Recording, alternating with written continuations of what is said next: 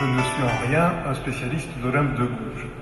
Je vois déjà vos têtes déçues, mais c'est une manière de vous dire aussi que j'ai une dette certaine par rapport à la bibliographie existante, et je vous livre quelques titres qui évidemment m'ont servi pour cet exposé. Cet exposé que je ferai, comme il se doit en France, en 3 points. Je rappellerai brièvement l'itinéraire d'Olympe en Révolution, puis je réfléchirai à ce que signifie s'émanciper par les arts et par les lettres dans une période comme la Révolution française, et enfin je prendrai quelques exemples de pièces de théâtre écrites par Olympe de Gouges pour montrer combien elles font écho à ses engagements politiques.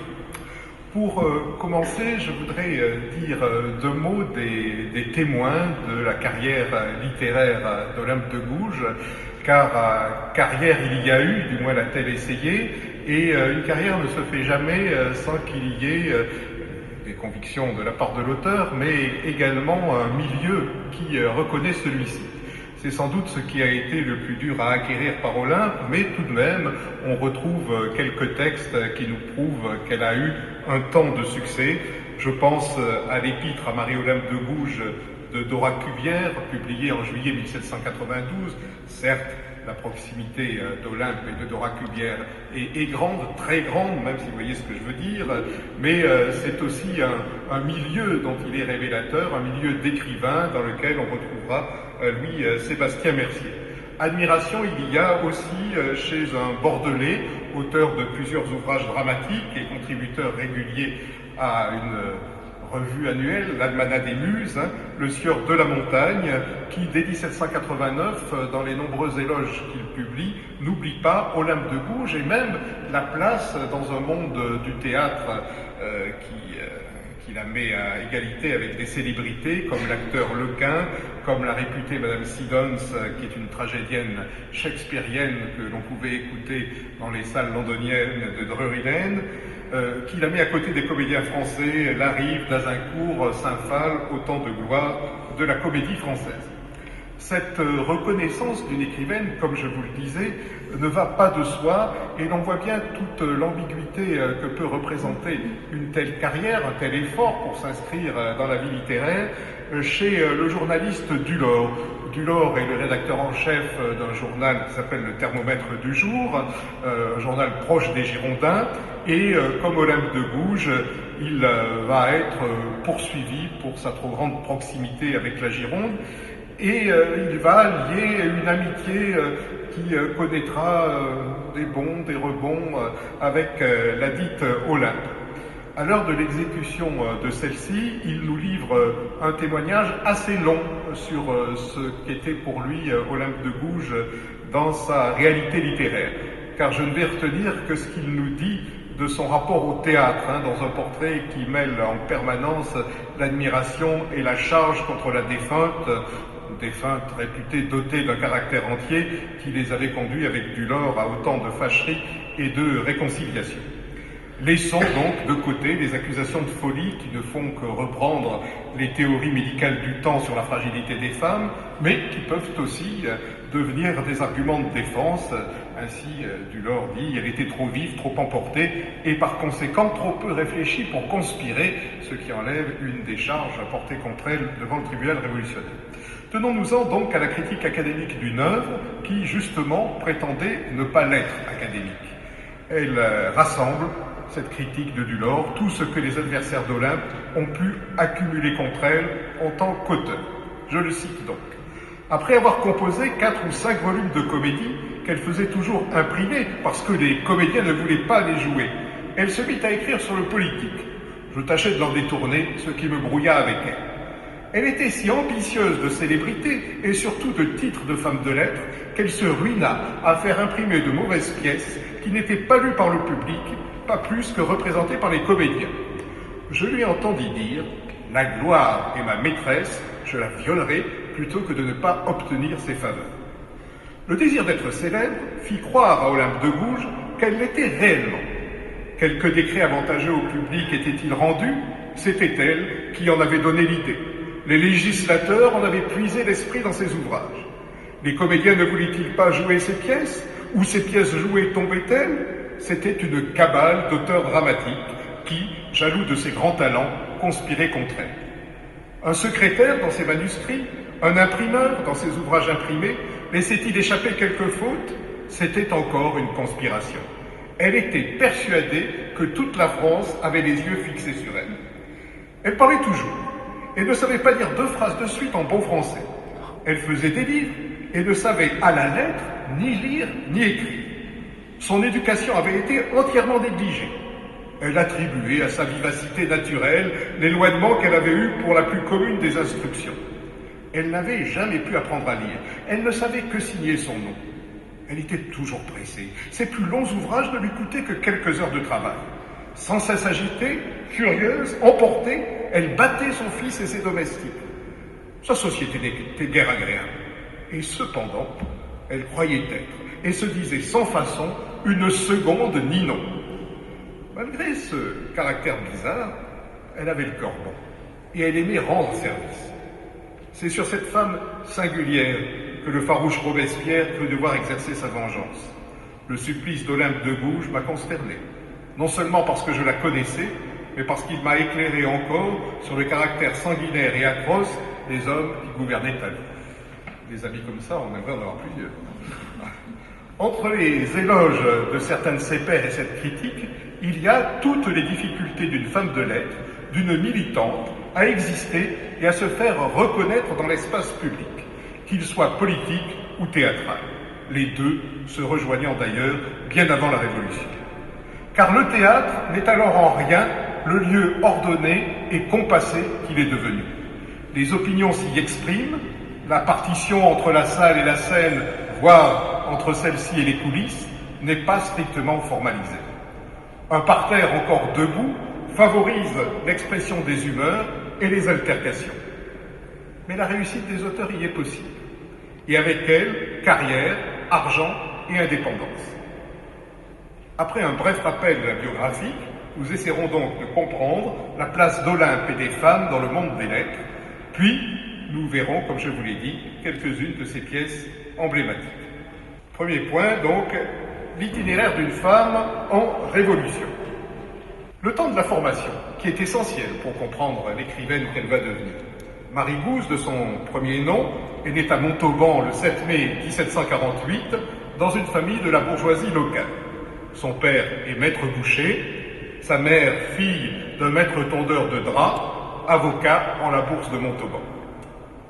Sans doute est-elle la fille adultérine du marquis Jean-Jacques Lefranc de Pompignan, magistrat et homme de lettres reconnu de l'Académie française et du théâtre français. C'est une ombre qui planera toute sa vie sur Olympe, elle ne s'en cachera pas, elle l'écrira à plusieurs reprises et c'est un modèle en littérature. De culture occitane, Olympe en parle la langue fréquemment, au moins jusqu'à son mariage, et ne maîtrise pas tous les canons classiques de la langue française. Elle-même écrira « Élevée dans un pays où l'on parle mal le français, je n'en connais pas les principes ». Elle vénère le modèle de son père putatif, dont elle se recommande, et l'héroïne de la pièce qui rendit célèbre celui-ci, Ninon de Langlet. Elle est mariée en 1765 à un traiteur parisien de 30 ans son aîné, Louis-Yves Aubry, dont elle a un fils. Elle est veuve l'année suivante et ne se remariera jamais, assumant ainsi sa liberté de femme et sa liberté d'auteur, puisqu'elle dira combien les liens matrimoniaux sont trop exigeants et imposent l'accord de l'époux pour pouvoir publier.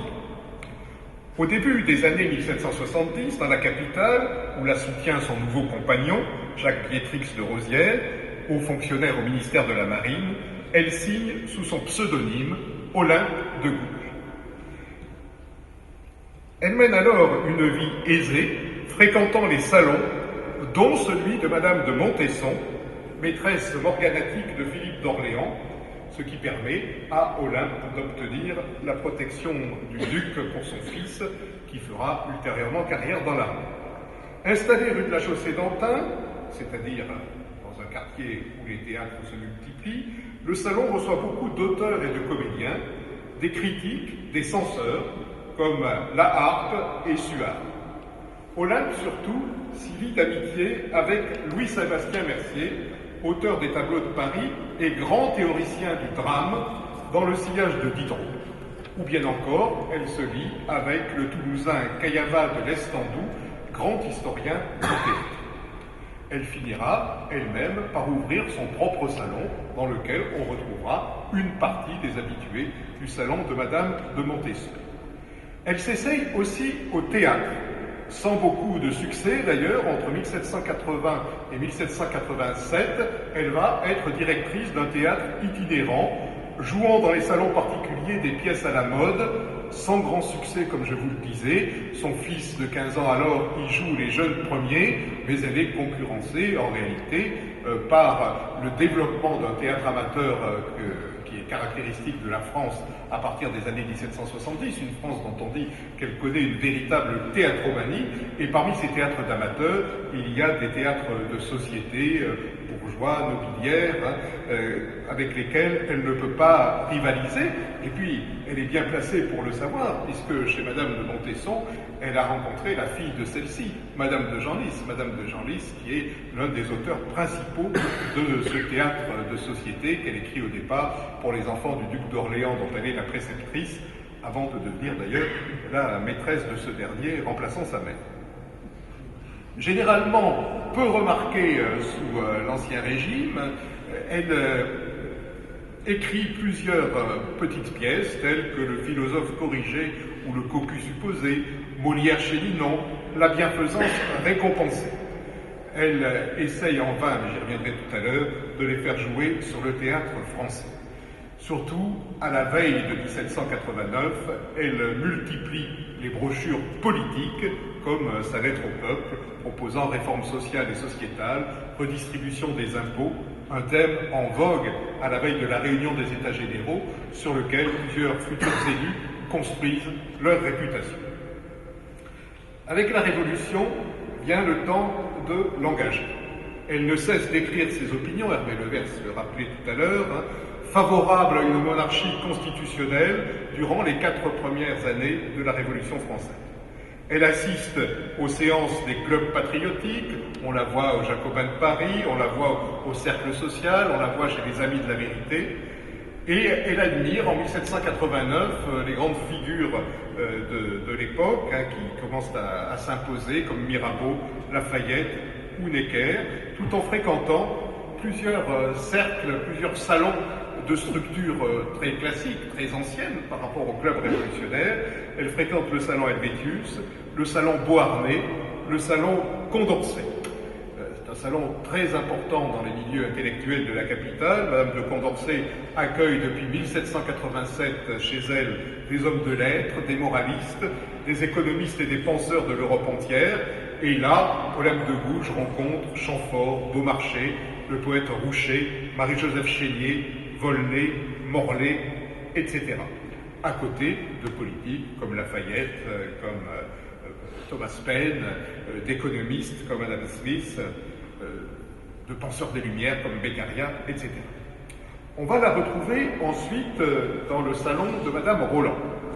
Le salon de Madame Roland, qui lui s'est ouvert à Paris rue Guénégaud à partir de février 1791, et l'on retrouve en ce lieu 2 fois par semaine, autour d'une chaire spartiate, nous ne sommes plus dans les grands salons des années 1750, et dans une atmosphère très studieuse, les animateurs de la gauche de l'Assemblée législative, les futurs chefs et journalistes girondins, Roland, Brissot, Clavière, Vergniaud, Garat, Buzot, Bosque d'Antique, Louvet, etc. Et puis, en ces derniers salons, on entend aussi des voix de femmes. Celle d'Olympe de Gouges, bien évidemment, mais celle aussi d'État Palme d'Elders, celle de Théroigne de Méricourt, voix soutenues par quelques hommes qui prennent leur parti dans ce combat féminin. Je pense à Condorcet et je pense à Gilbert Rome tout particulièrement. Son heure de gloire vient en 1791 avec sa défense de la cause féminine, portée par sa déclaration des droits de la femme et de la citoyenne, plaidoyer pour une égalité civile et civique, mais une heure de gloire limitée au salon dans lequel elle va présenter son texte.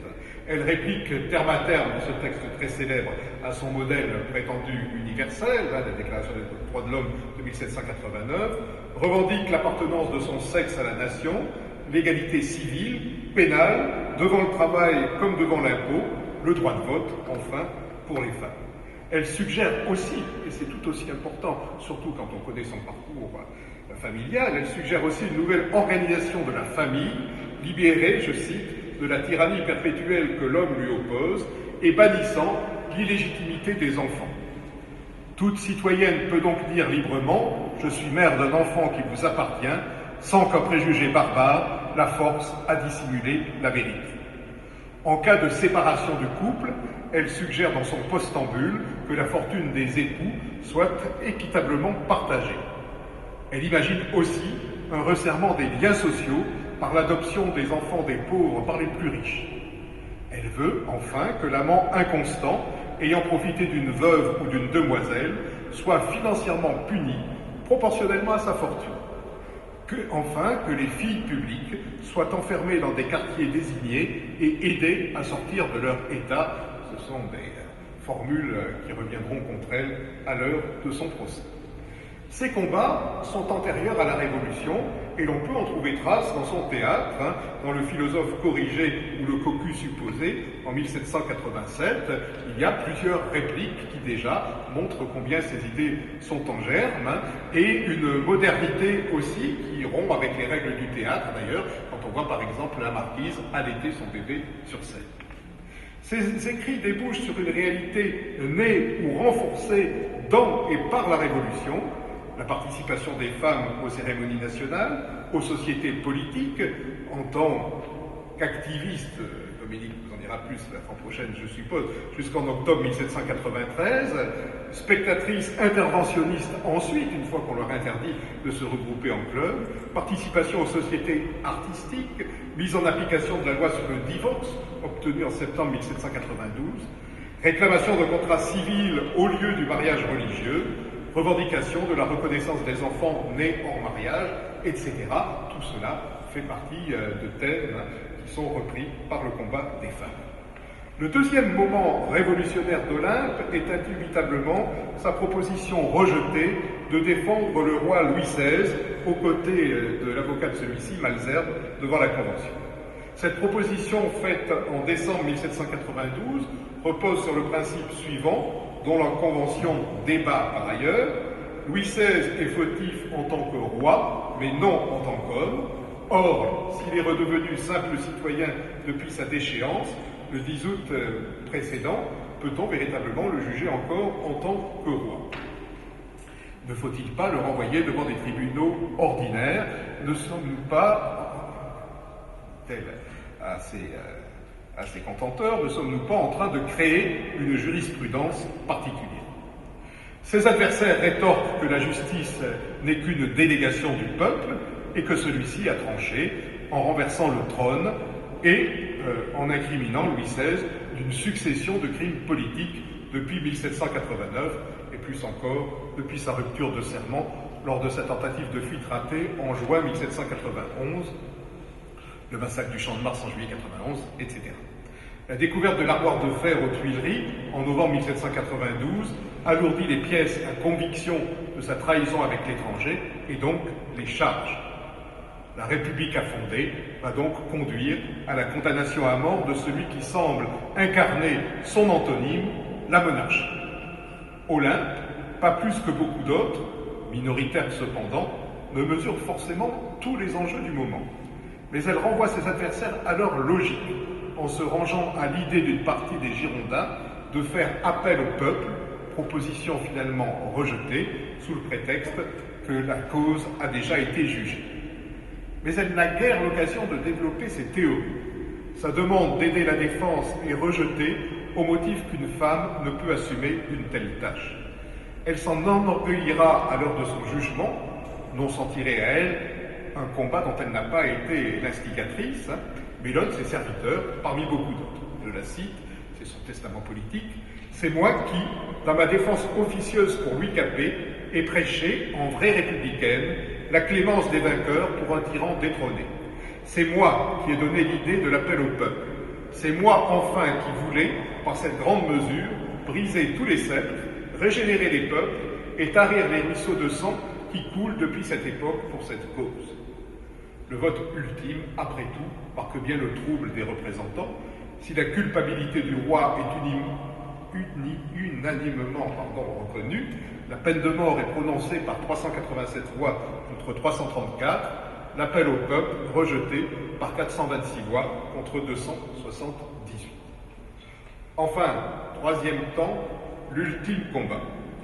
Très hostile à Marat, surtout après les massacres de septembre 1792, suspicieuse envers Robespierre, qu'elle accuse d'aspirer à la dictature, hostile à la fondation du Comité de salut public en avril 1793, Olympe de Gouges partage les convictions du Girondin Vergniaud et s'indigne de l'éviction des principaux chefs girondins de la Convention par les journées des 31 mai, 2 juin 1793.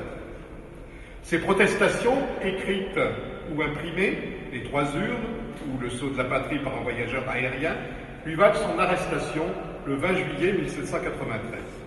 Transféré d'une prison parisienne à l'autre, au fur et à mesure que sa santé se dégrade, plaidant encore sa cause par voie d'affiche, Olympe de Gouges au tribunal révolutionnaire, une patriote persécutée, elle n'évite pas le procès. Lors de celui-ci, devant le tribunal révolutionnaire, elle dénonce la personnalité même de l'accusateur public Fouquier-Tinville, notamment dans un texte qui s'intitule « Olympe de Gouges au tribunal révolutionnaire ». On lui reproche plusieurs de ses écrits qui auraient servi un complot contre l'unité et l'indivisibilité de la République. Les 3 urnes est particulièrement incriminé. Postérieur à l'élection des principaux chefs girondins de la Convention, le texte ne propose-t-il pas d'en appeler à la nation et aux assemblées primaires pour choisir la forme du gouvernement? Monarchie, république, république fédérative. Olympe aurait, selon le réquisitoire de Fouquier-Tinville, je cite, fait imprimer des ouvrages auxquels devait se refuser toute plume patriotique, attentatoire à la souveraineté du peuple et injustement accusateur contre Robespierre. Olympe relèverait, je cite encore, d'une faction liberticide qui aurait voulu remettre en cause le procès du roi, déclencher la guerre civile en armant les citoyens les uns contre les autres et en provoquant la réunion des assemblées primaires pour délibérer et émettre leurs vœux soit sur le gouvernement monarchique que la souveraineté nationale avait aboli et prescrit, soit sur celui républicain, un et indivisible, qu'elle avait choisi d'établir par l'organe de ses représentants, soit enfin sur celui du fédératif, qui serait la source des maux incalculables et qui détruirait infailliblement la liberté. L'allusion au fédéralisme est particulièrement grave, dans un moment où la France a été déchirée par la guerre civile, largement endiguée à l'heure du jugement, à Toulon excepté. Elle renvoie cette accusation, clairement l'accusée dans le camp des Girondins, dont 32 chefs viennent d'être condamnés à mort le 30 octobre 1793. Olympe est donc rangée au rang des suspects, selon la loi du 17 septembre de la même année. Dressant un historique des conditions de son arrestation et de son enfermement, protestant en vain contre l'absence d'un avocat, Olympe de Gouges se défend avec fougue. Elle rappelle ses sacrifices personnels et financiers à la Révolution, attaquant, délateur, inquisiteur et tyran. Vieux esclaves des préjugés de l'ancien régime, valets gagés de la cour, républicains de 4 jours, il vous sied bien d'inculper une femme née avec un grand caractère et une âme vraiment républicaine. Elle leur prédit l'échafaud. Elle les rend responsables de la diffusion du poison de la discorde dans toute la République, au risque, dit-elle, d'une dissolution entière de la France. Elle défend jusqu'au bout la liberté d'opinion, les droits constitutionnels. Bref, elle fait preuve d'un courage politique évident. Cela ne la sauve pas, ce serait sinon. Elle est condamnée à mort par le tribunal révolutionnaire le 2 novembre 1793 et exécutée le lendemain.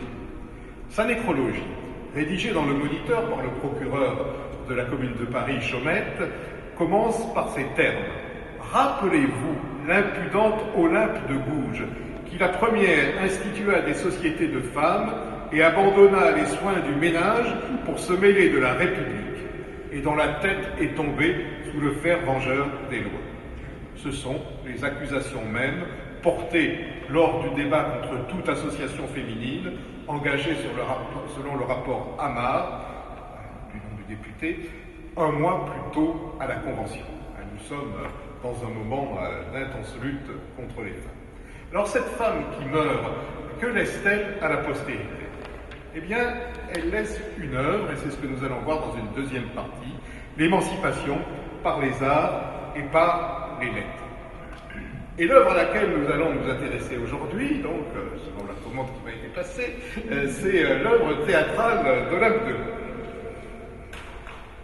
Cette l'œuvre littéraire au total d'Olympe, qui a été dictée systématiquement à des secrétaires, compte quelques 70 ouvrages.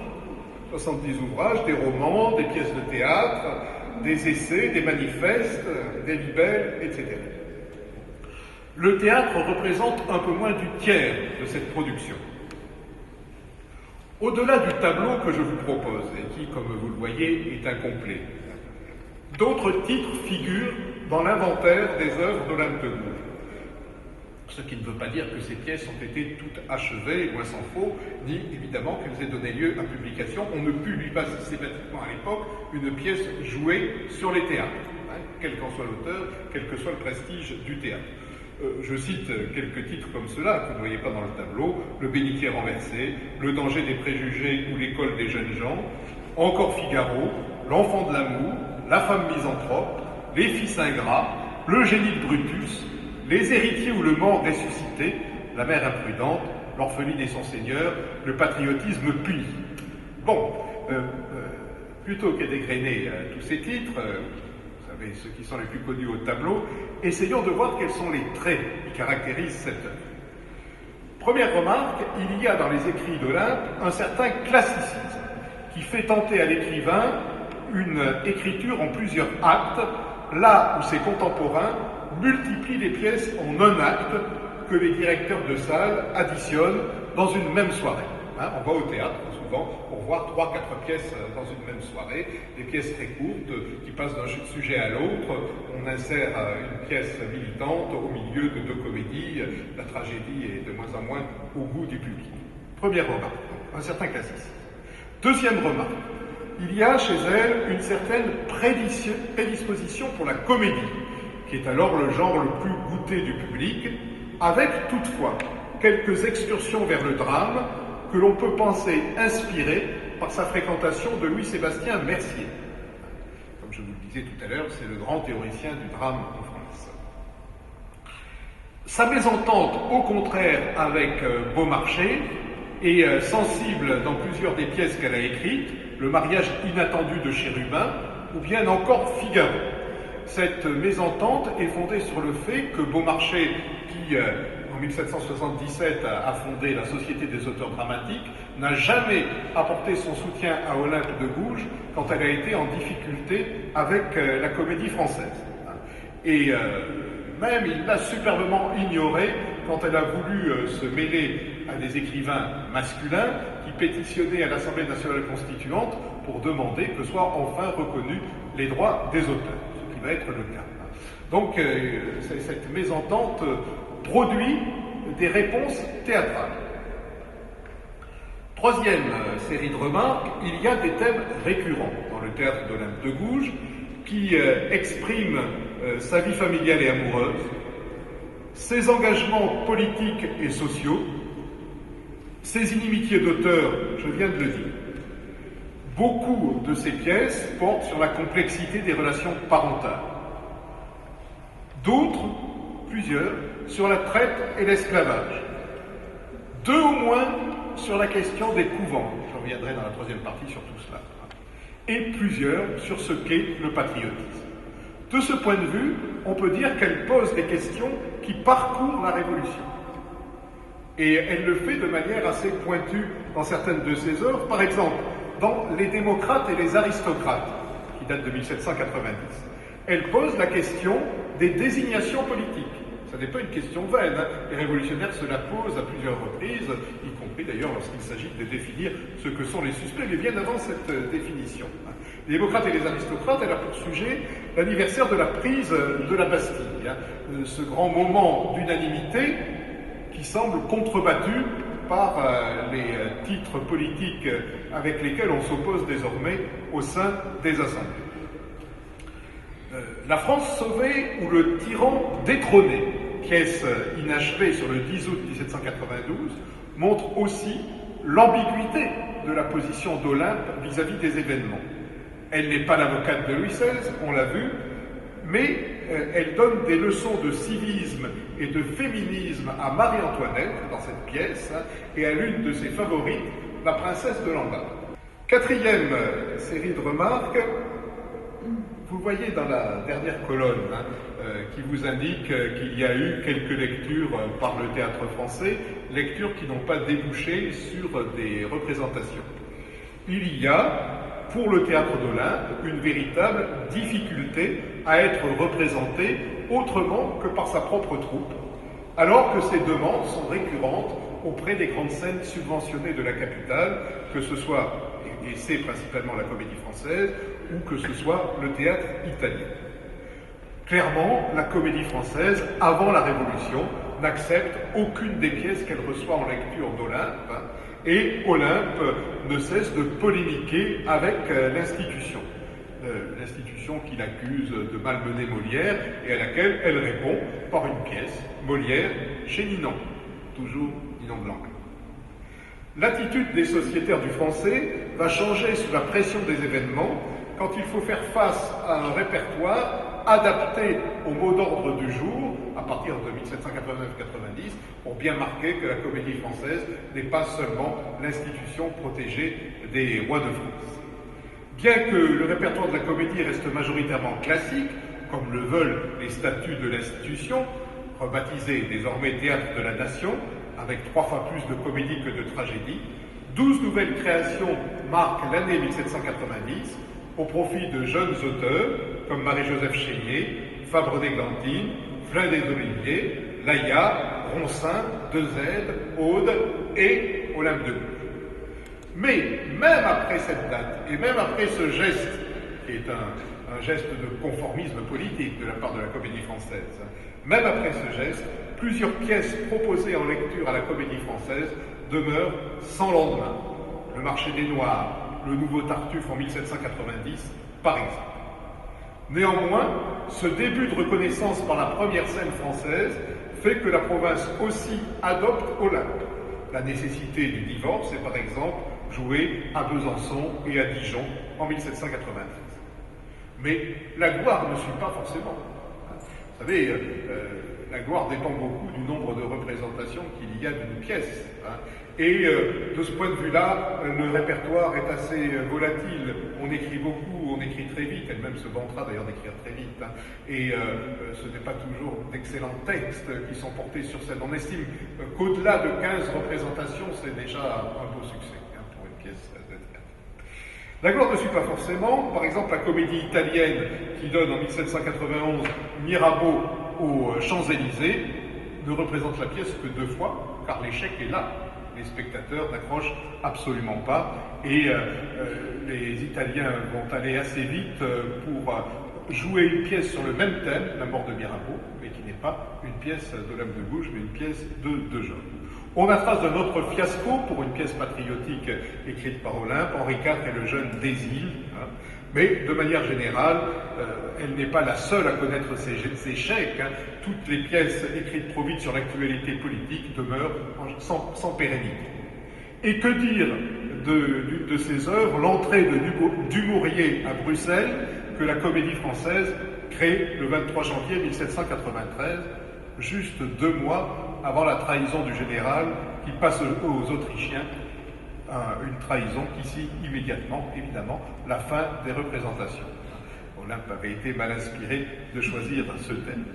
Dulord encore, dans son thermomètre du jour du 17 février 1993, via la forme d'une lettre de l'un de ses lecteurs, nous renseigne sur les errements d'une comédie française peu habituée à ce genre de répertoire. Au rédacteur du thermomètre, en lisant l'entrée de Dumouriez à Bruxelles ou Les Vivandiers, pièce en 5 actes de la citoyenne Olympe de Gouges, représentée, je ne sais pourquoi, en 4 sur le théâtre de la République de la rue de Richelieu, on se rappelle involontairement ce tyran de l'Antiquité qui poussait le raffinement de l'art des tortures envers les malheureux étrangers que le sort a menés dans ces États. Il les faisait étendre sur un lit de fer, et ceux qui n'étaient pas de la longueur du lit étaient impitoyablement tiraillés. Ceux qui l'excédaient étaient cruellement mutilés. Le théâtre de la République, puisqu'ainsi il se nomme, vient d'être pour la citoyenne de Gouges le lit de fer du brigand couronné. On sait quel rang distingué notre recommandable citoyenne tient parmi les écrivains patriotes et les auteurs vraiment dramatiques. Nouveau Shakespeare, ne devant rien qu'à la nature et à son génie, elle a peut-être su se frayer une route nouvelle dans la carrière du théâtre. Et l'on s'étonnerait bien davantage encore si l'on savait que la pièce véritablement originale que celui de la République vient de massacrer a été conçue et exécutée en 4 jours. Mais revenons aux horribles mutilations que les tyrans de ce théâtre ont faites à cette estimable production. Une pantomime niaise et discordante du sujet, les costumes, la plupart ridicules et mal assortis, les entrées et sorties manquées, les contresens, les bévues de toutes espèces, une marche de scène traînante, une diction altérée, tronquée, insignifiante, et tout cela perdu, noyé, abîmé dans des marches, des contre-marches interminables, dans des évolutions à contresens, et obscurci par des canonnades, des fusillades, des pétarades suffocants. Voilà ce qu'on a vu à travers le feu et la fumée, dont les prétendus Rostius du théâtre de la République n'ont pas manqué d'empoisonner tous les spectateurs. Mais ce qu'on n'a pas aperçu, et que le public trompé avait payé pour voir, c'est la pièce. L'auteur a donc raison en lui offrant aujourd'hui d'en appeler en auteur soumis mais peu craintif, du parterre en tumulte au lecteur attentif. Et oui, le français est peu habitué aux pièces patriotiques et reprend, si j'ose dire, tous les canons du genre, et les canons du genre, c'est beaucoup de fumée sur scène, c'est un peuple que l'on fait monter sur la scène, ce sont des reproductions de batailles comme si vous y étiez, mais dans tout cela, on n'entend pas le texte, de là pour Olympe à croire qu'on a fait exprès de massacrer le sien, il n'y a qu'un pas qu'elle franchira, évidemment. Se faire admettre par le théâtre français, étoile de la création scénique nationale, à laquelle se réfèrent y compris les troupes d'amateurs, est un combat de chaque instant pour nombre d'auteurs, et d'autant plus rude s'ils sont des femmes. Olympe de Gouges revient dans plusieurs de ses préfaces sur cette difficulté qu'elle essaye de contourner en recherchant l'appui des nouvelles autorités mises en place par la Révolution. Dans la 2e édition de Zamore et Mirza, pièce contre l'esclavage de 1789, elle parle des hérétiques de la comédie française contre lesquels elle a mené croisade, usant de l'intercession du nouveau maire de Paris, Bailly, et s'essayant sans succès à pétitionner devant l'Assemblée nationale, qui réfléchit à la même époque au rôle du théâtre et au devenir des grandes salles parisiennes subventionnées par l'Ancien Régime. Opéra, opéra comique, comédie française. Mais cette difficulté à être reconnue a passé le cap d'une critique académique virulente et l'un des thèmes redondants des préfaces à ces pièces. Ainsi, dans L'Homme généreux, 1786, je crois, sans m'abuser sur mon compte, que le plus grand reproche que l'on puisse me faire est de n'avoir pas l'art d'écrire avec l'élégance qu'on exige aujourd'hui. Si je croyais cependant qu'en adoptant la manière des autres, je pense gâter le naturel qui m'inspire des sujets neufs, je renoncerai à ce qui pourrait m'être le plus indispensable. Peut-être me pardonnera-t-on en faveur de la nouveauté, ces fautes de style, les phrases plus sensibles qu'élégantes, et enfin tout ce qui respecte la vérité. Qu'on ne me prête pas le ridicule de croire que mes pièces sont des chefs-d'œuvre. Je n'ai pas l'art d'écrire, je ne fais que parler un langage naturel. Mon imagination est mon seul guide. Un peu de nouveauté dans mes plans, et mon plus grand mérite, assène-t-elle dans Zamore et Mirza, inquiète, dit-elle, du tribunal terrible du public. Mais, dans le mariage inattendu de Chérubin, qui date de 1784, ce sont carrément les personnages de la pièce qui glosent sur son statut, par la voix de Figaro, notamment. Le comte, un auteur qui ne sait ni lire ni écrire. Où avez-vous trouvé cela, Figaro? Il faut dire que cet auteur est une femme. Elle m'a fait l'honneur de me jouer 2 ou 3 fois. On ne peut pas dire que ce qu'elle fait soit absolument mauvais. l'on doit lui savoir gré de ses faibles productions, puisque c'est avec un esprit naturel qu'elle compose.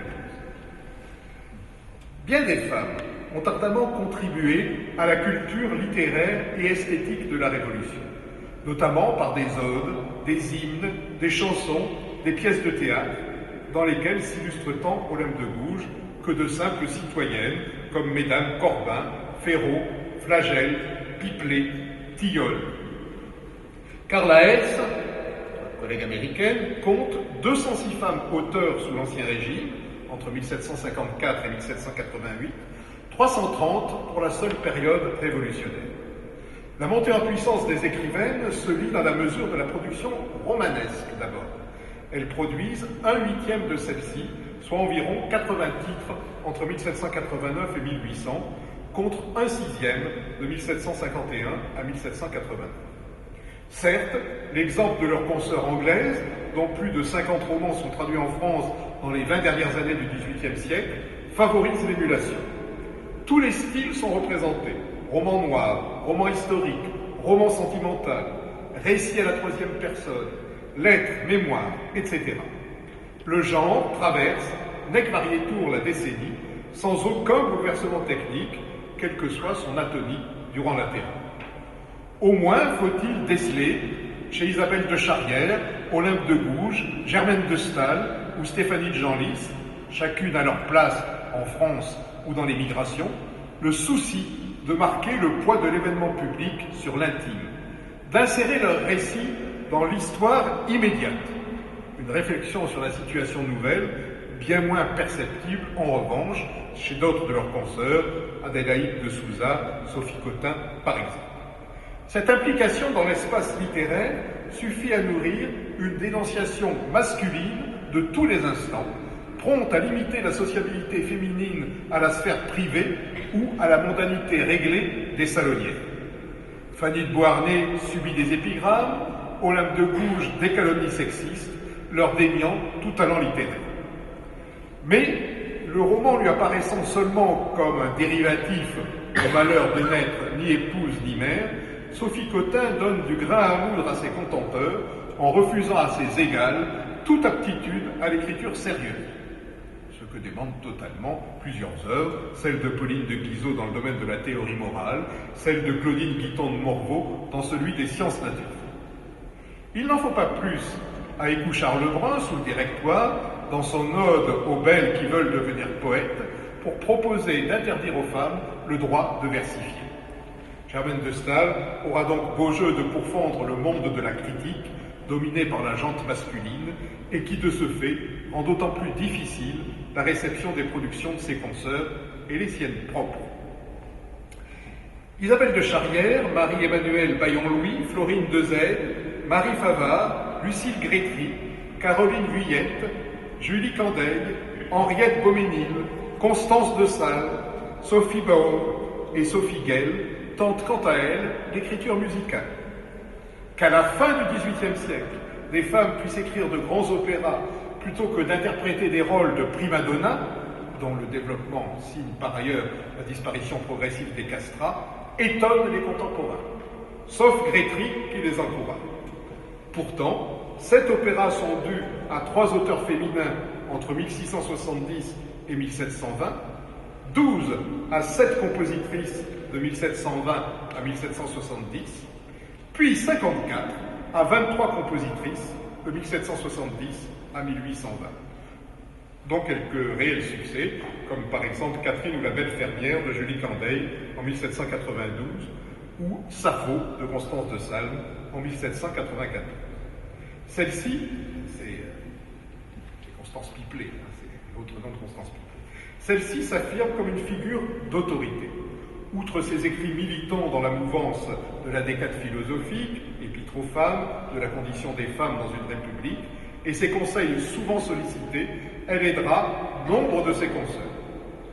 Celle qui se risque à l'écriture d'un livret, voire d'une partition, d'un opéra, de vaudeville, d'une pastorale, d'une romance, bénéficie soit d'un milieu familial propice à l'éducation qu'une telle construction présuppose, je pense en disant cela aux familles Candeille, Dezède ou Grétry, soit d'une expérience pratique acquise sur les théâtres ou dans les salons, soit enfin d'une collaboration avec un compositeur, et parmi ceux qui ont souvent composé en couple ou dans des relations filiales, Favart, Grétry et Dezel figurent en bonne place.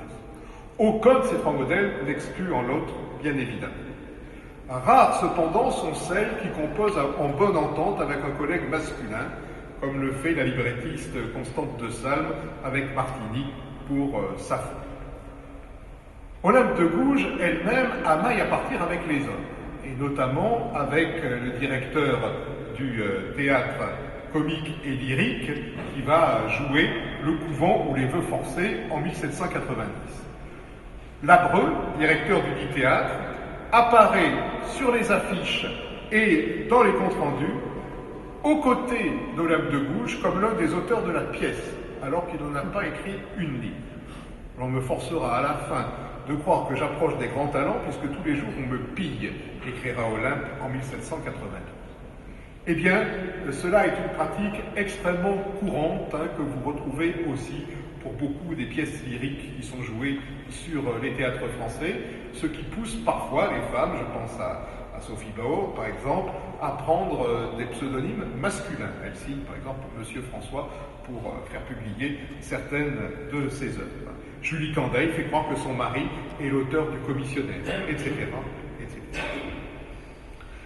Cependant, la composition des livrets, des pièces de théâtre, des orchestrations devient une activité lucrative pour une nouvelle génération de femmes dans les années 80 et 1790, dont quelques-unes, dont Olympe, confondent trois combats en un.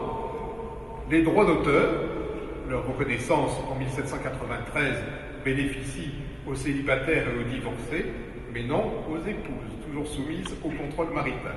La liberté des théâtres, qui permet à quelques-unes de fonder leur salle ou leur troupe, je pense à Émilie Baudin, à Mesdames Mi-Pied, Clément, Mort, Vogel, etc. Les droits des femmes, bien entendu. Il faut notamment combattre la réputation de courtisane de toutes celles qui embrassent une carrière artistique.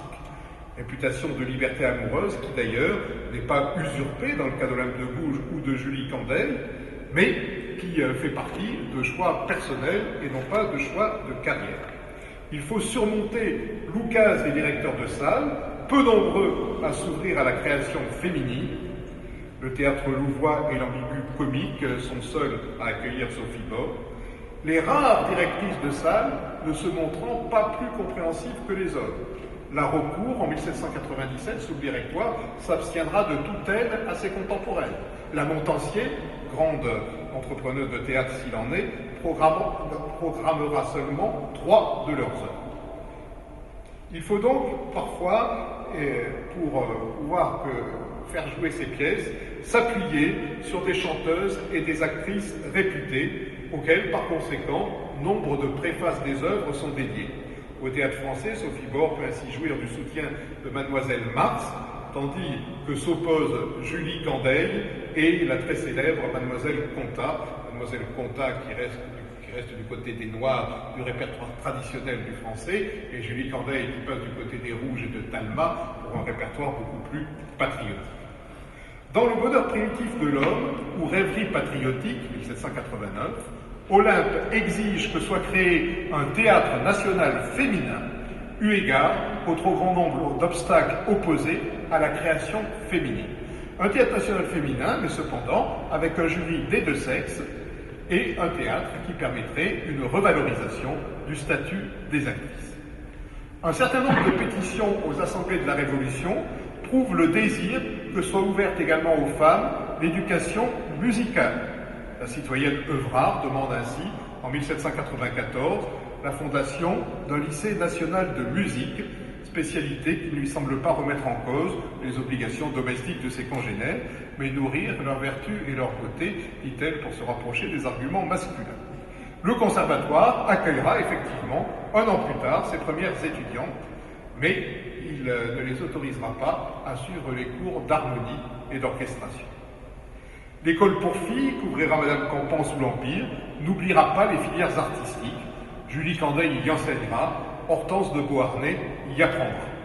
Mais à cette époque, Le code civil napoléonien aura alors réduit à néant les maigres victoires législatives obtenues par les femmes sous la Révolution.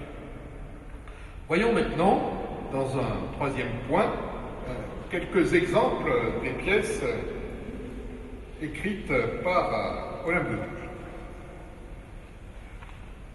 Je vais vous prendre trois exemples sur trois thèmes très différents.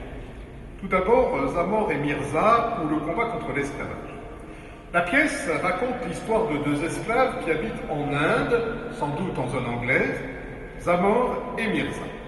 Ce sont aussi deux amants en fuite, parce que Zamore a tué l'intendant de son maître, amoureux de Mirza. Ils se retrouvent cachés sur une île, et sur celle-ci, ils sauvent une Française, Sophie, rescapée d'un naufrage, son mari, Valère, et leur domestique, Félicien. Ils parlent ensemble de la cruauté de l'esclavage et du fait qu'il n'est pas naturel d'avoir des esclaves. Réflexion reprise à Montesquieu et à Rousseau. Leurs propos sonnent comme des prémonitions.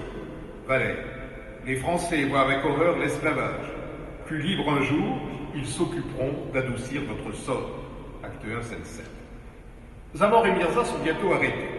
Le gouverneur de l'île et sa femme, monsieur et madame de Saint-Frémont, veulent adopter de leur côté un bébé rescapé, lui aussi du naufrage, qui n'est autre que l'enfant des Français. L'affaire va se dénouer en faveur de Sophie, surtout que madame de Saint-Frémont découvre que son mari avait une autre femme et une fille avant leur mariage. Des émeutes d'esclaves cherchent à sauver Zamore, dont le gouverneur cependant veut faire un exemple. Sa femme, Valère, essaie vainement de l'en dissuader. Heureusement, Sophie, qui est aussi démunie qu'Olympe en matière de paternité, découvre que monsieur de Saint-Frémont est son père. Après cette révélation, le gouverneur décide de ne pas exécuter Zamore et de permettre le mariage de Zamore et Mirza. Bon. Je me passerai de tout jugement de valeur, mais enfin, vous mesurez comme moi le poids de cette histoire. Simplement, il ne faut pas s'arrêter là. Zamore et Mirza, ou l'heureux naufrage, ou une autre pièce d'Olympe qui s'appelle Le marché des Noirs, prennent fait et cause contre l'esclavage et, si l'on regarde bien les personnages, présentent les Noirs doués des mêmes qualités que les colons. Doués de réflexion, d'intelligence, d'instruction, d'humanité, etc. Au risque d'un embastillement pour Olympe lors de la première édition de la pièce en 1785. Peu imaginative quant au cadre choisi, une île donc, empruntée à Daniel Defoe ou à Bernardin de Saint-Pierre, peu imaginative quant aux considérations qui parsèment la pièce sur les vertus de la nature, Olympe critique, en revanche, audacieusement, le Code noir, alors encore en vigueur dans les colonies françaises, et donne la parole aux esclaves. Elle fera l'objet d'une lettre de cachet révoquée grâce à l'intervention de ses protecteurs dans les salons du duc d'Orléans. La pièce, rebaptisée L'esclavage des Noirs, ne sera montée et republiée qu'en 1788, accompagnée d'un essai manifeste pour l'abolition de l'esclavage, intitulé Réflexions sur les hommes nègres. Olympe est alors proche de l'abolitionniste Société des Habits Noirs, fondée en 1788 par Brissot et Clavière, sur le modèle des abolitionnistes américains et anglais, Clark, Wilberforce, etc. Or, ces abolitionnistes-là ne sont pas du tout ignorés de la famille d'Orléans, qui a de nombreuses antennes en Angleterre, où le duc se rend très régulièrement. En 1789, la pièce est interrompue après 3 représentations. Pourquoi? Pas par un échec vis-à-vis du public, non, mais parce qu'elle fait l'objet d'une très vive opposition de la part des commerçants des îles coalisés. C'est le comité des planteurs, c'est le comité Massiac qui s'oppose à la pièce. Finalement, Olympe de Gouges republie sa pièce en 1792 avec une nouvelle préface, insistant sur le but moral de son œuvre et disant ne pas comprendre les attaques des colons dont elle prétend vouloir sauver la propriété. Car son idée est que s'ils traitent mieux leurs esclaves, ils ne subiront jamais quelque révolte que ce soit.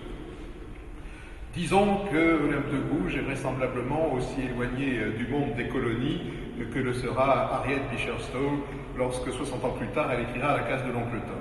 Mais La case de l'oncle Tom a eu un peu plus de succès et un peu mieux écrite que la pièce en question. L'exercice est cependant d'autant plus méritoire d'écrire le texte, la préface qu'elle écrit en 1792, puisque la révolte des esclaves de Saint-Domingue a éclaté depuis août 91 et que les assemblées successives de la Révolution, si elles ont supprimé le système de l'exclusif et se sont prononcées contre la traite, ont multiplié les pas de deux sur la question de la citoyenneté des libres de couleur. La révolte, certes, va amener l'émancipation des esclaves en janvier 1794. Pour l'heure, et c'est toute son ambiguïté, Olympe condamne la violence, plaide pour la concorde dans les colonies, se mettant une fois de plus dans une position politique, un entre-deux inconfortable. Je la cite, elle s'adresse aux esclaves dans sa préface. « C'est à vous, actuellement, esclaves, hommes de couleur, à qui je vais parler.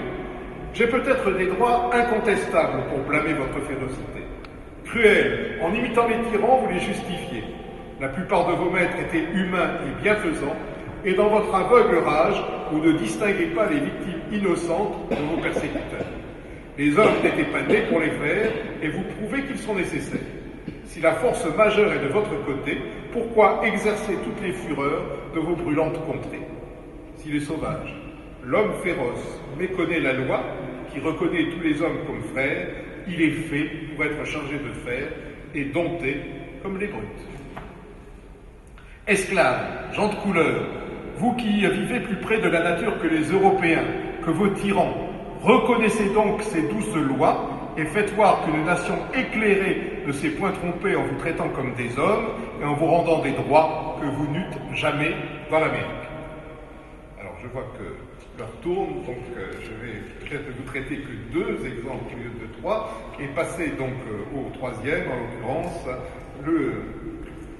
le couvent ou les vœux forcés. Le couvent ou les vœux forcés. Alors quelle est l'intrigue de la pièce? Là aussi, vous allez voir.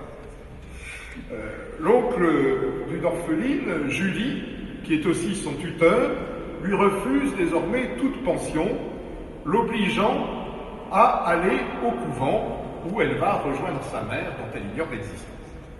Or, son cousin est amoureux de la novice et veut l'épouser. Donc il va tout faire pour entrer sous le déguisement d'un capucin et avec l'aide de l'inévitable jardinier du couvent dans celui-ci.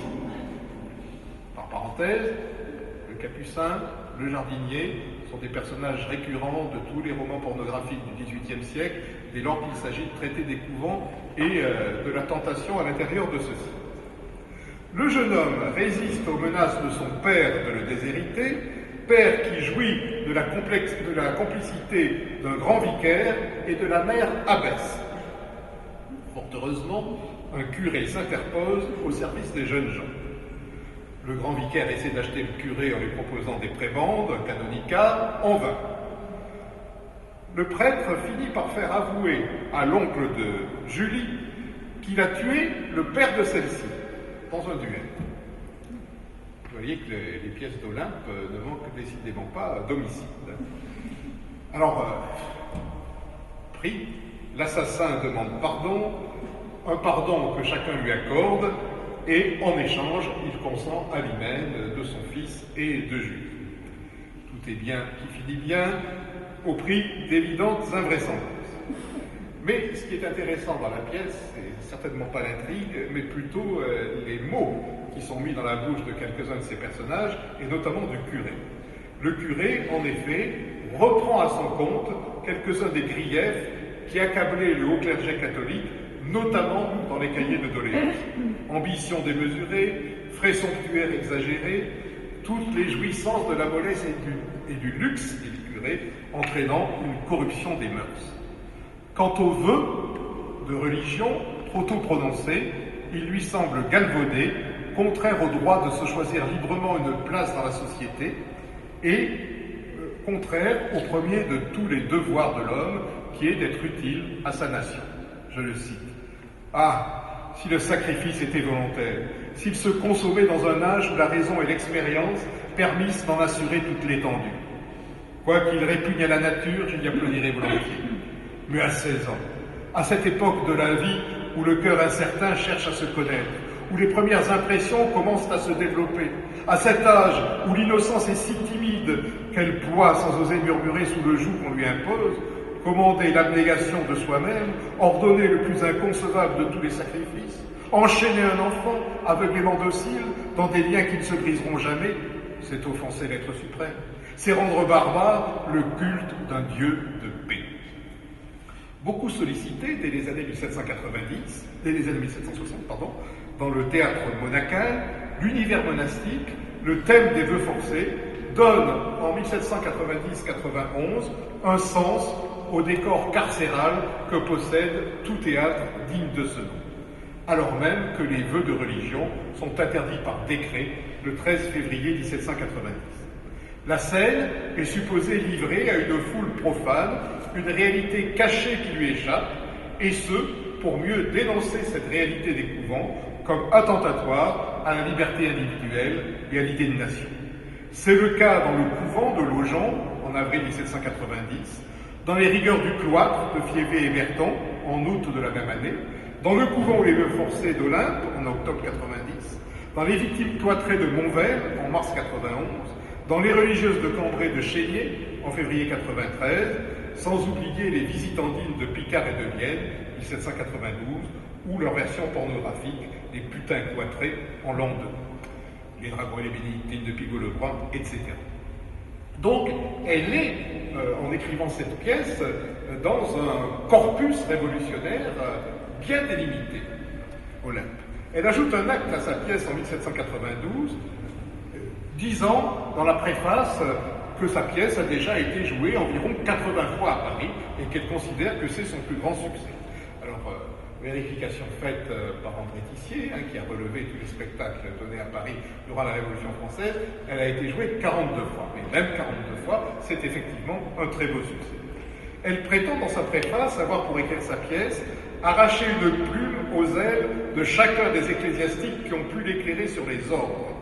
Sieyès, Talleyrand, notamment, toute personne qu'elle fréquentait dans les salons dont je vous ai parlé initialement.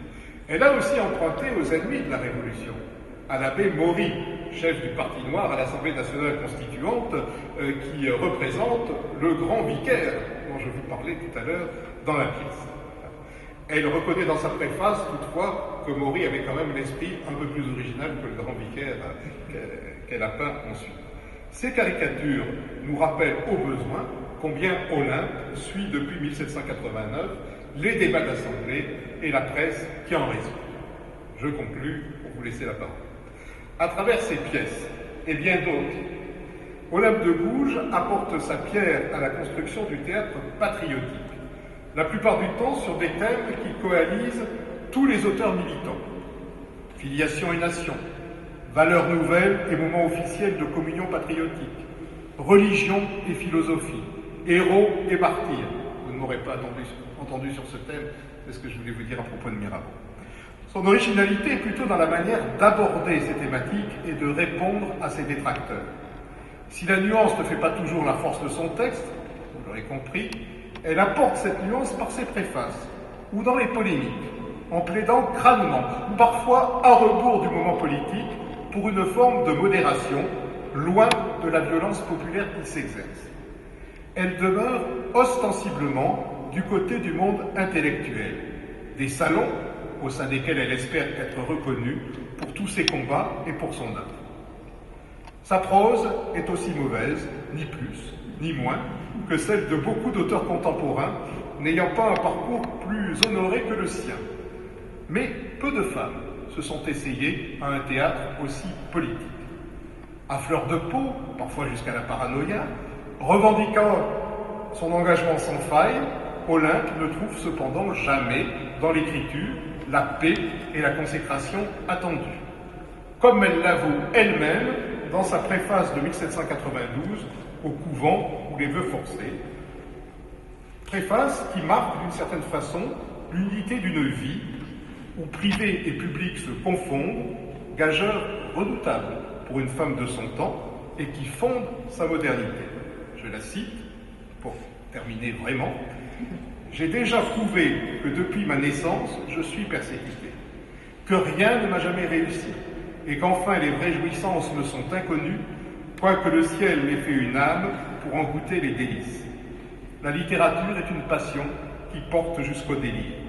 Cette passion m'a constamment occupé pendant 10 années de ma vie. Elle a ses inquiétudes, ses alarmes, ses tourments, comme celle de l'amour. Bon.